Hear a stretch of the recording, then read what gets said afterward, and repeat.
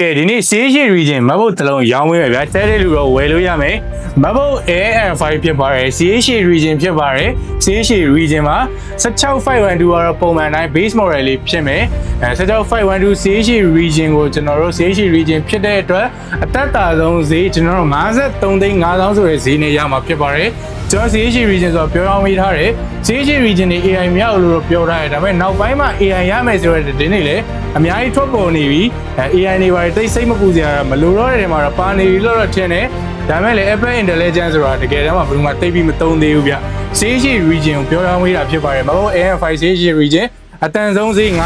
53,500နဲ့ရမှာဖြစ်ပါတယ်သုံးမဲ့လူကတော့တန်လိမ့်မယ်မဟုတ် AN5 လေးဖြစ်ပါတယ်ကြိုက်တဲ့လူဆိုတော့ဝယ်လို့ရတယ်မဟုတ် AN5 CH region 16512 53,500ဖြစ်ပါတယ်ကာလာအနေနဲ့ဘာရမလဲကျွန်တော် Saver color လေးရမယ် CH region ဖြစ်တဲ့အတွက်ဒီမှာမြင်နေရတဲ့တရုတ်စာတွေပါလိမ့်မယ် keyboard ပေါ်မှာတော့လုံးဝမပါဘူးဗျ keyboard ပေါ်မှာဆိုရင်ကျွန်တော် cap lock နားမှာပဲတရုတ်စာလေးနှလုံးလောက်ပါမယ်ကျွန်တော် USB keyboard 4ရောက်ပဲအေးစစ်စစ်သုံးလို့ရတယ်မဟုတ် AN5 ဖြစ်ပါတယ် CH region 53,500မှာဒီကောင်လေးကြိုက်ရင်ကျွန်တော် traders မှာလာဝယ်လို့ရတယ်အားလုံးကျေးဇူးများကြီးတင်ပါတယ်